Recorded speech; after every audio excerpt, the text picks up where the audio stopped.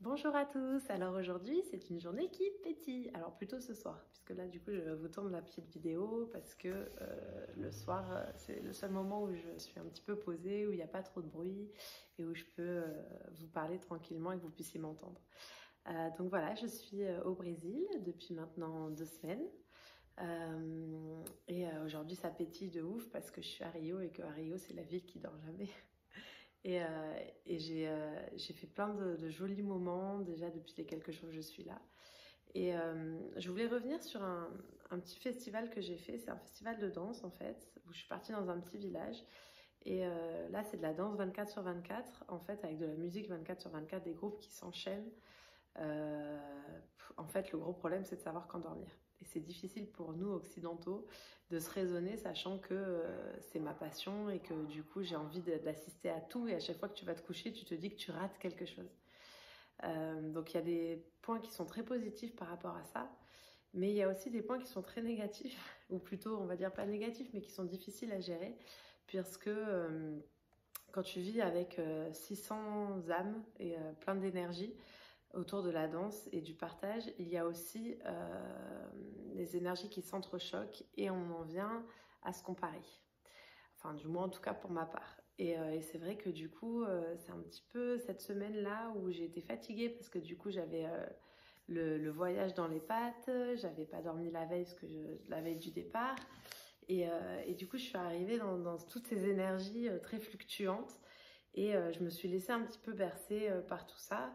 Et j'ai commencé à avoir un peu des soucis d'estime parce que dans ce festival, il y a des danseuses qui dansent vraiment super bien et des danseurs qui dansent vraiment super bien et qui dansent beaucoup entre eux. Et toi, tu es l'occidental qui arrive, qui n'a pas forcément le niveau attendu. Et je l'ai un peu vécu de manière difficile. De pas forcément être invitée, de voir les copines qui prenaient beaucoup de plaisir à danser avec telle ou telle personne en se disant regarde il faut que tu danses avec lui, mais moi j'avais pas envie de ça et j'ai commencé en fait à me comparer. Et je pense qu'à ce moment-là, c'est là où du coup ça bloque. Et du coup le pétillement du jour c'est de se dire essayons d'arrêter de nous comparer aux autres en fait.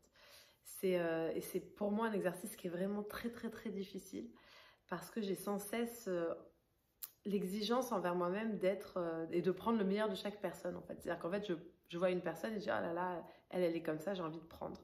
Elle, il y a ça qui me plaît, j'ai envie de prendre. Et puis tout de suite, je me renvoie en disant mais pourquoi moi j'ai pas ça, pourquoi moi je suis pas comme ça, pourquoi moi je sais pas bien danser, pourquoi ce danseur il a invité elle et pas moi. Et du coup, on a tendance ensuite à aller chercher en fait du réconfort auprès des autres personnes au lieu d'essayer de se recentrer et d'arriver à s'apporter assez d'amour et à puiser au fond de nous-mêmes les besoins que l'on peut avoir pour se rassurer, pour se remplir d'amour. En fait, ça fait aussi partie de l'estime. Mais c'est vrai que lorsqu'on est tourmenté avec tous les gens qu'on croise dans la vie de tous les jours, agrémentés par la société qui ne nous aide pas forcément à nous sentir bien dans notre corps, notamment avec les publicités de Magnum et puis à côté le régime Weight Watcher. En Europe, le culte de la minceur est quand même de mise. Alors c'est vrai qu'ici au Brésil c'est différent. Et franchement les nanas elles sont beaucoup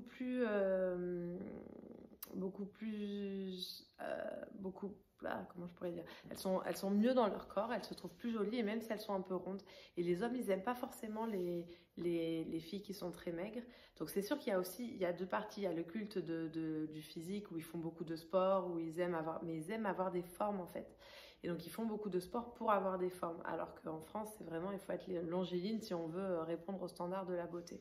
Donc ce côté-là, ça fait du bien, mais je ne sais pas pourquoi, on est toujours quand même en train de se comparer, alors qu'on ne connaît pas au final la vie des gens. Et surtout que lorsqu'on se compare aux autres, à part se faire du mal à soi-même, ben ça sert à rien. Ça ne nous fait pas avancer. Parce qu'on peut s'inspirer d'une personne, par exemple, si elle danse bien, on peut dire oh là là, elle m'inspire, j'aimerais bien moi aussi progresser. Et dans ce cas-là, on va mettre en place des actions qui font que du coup, on peut s'inspirer et progresser en prenant des cours, par exemple, dans mon cas, au niveau des danses. Mais nous, souvent, quand on se met dans la comparaison, c'est pour dire pourquoi elle a ça et moi, je l'ai pas. Et on oublie tout ce qu'on a, nous, en fait, ce qui nous permet à nous de rayonner et d'exister. Et ça serait bon peut-être de temps en temps de se lister un petit peu les qualités qu'on peut avoir en se disant, bah voilà, peut-être que je suis pas la meilleure danseuse de forró du monde, mais en attendant, je peux aussi faire autre chose, avoir telle ou telle qualité et plutôt m'inspirer des autres que de me comparer. Je suis en chemin, j'avoue que c'est pas évident. Et puis dans un voyage, quand on part aussi longtemps, il y a beaucoup de moments aussi où on pense un petit peu à nous et à notre vie. Et c'est pas toujours évident de se retrouver seul à l'autre bout du monde. Alors on n'est jamais vraiment seul, hein. Moi j'ai rencontré des amis avec qui j'étais et qui ont été précieuses, notamment dans les petits moments où on est un petit peu là avec la fatigue en train de fluctuer dans nos émotions et de faire les montagnes russes. Mais du coup, voilà, si j'ai un message aujourd'hui, c'est ce pétillement du jour, c'est d'essayer de ne pas se comparer et plutôt de s'inspirer des personnes que l'on croise. Parce que c'est ce qui nous fait grandir et c'est ce qui nous fait évoluer. Et parfois, ça peut être le moteur aussi du renouveau. Et ça, c'est important pour qu'on se sente bien dans nos vies et qu'on soit acteur de nos vies, d'avoir ce renouveau-là, de s'inspirer des personnes. Mais la comparaison fait souffrir. Donc voilà, du coup, c'était le petit message du jour en direct du Brésil. Je suis chez un ami là qui est musicien. C'est une maison, c'est un château ce truc. Et il y a des instruments de musique partout. Du coup, j'ai trouvé ça sympa comme décor. Donc voilà, je vous fais plein de gros bisous. J'espère que ce petit message pétillement du jour vous aura fait sens. Et je vous dis à très vite pour une prochaine vidéo. Bye bye!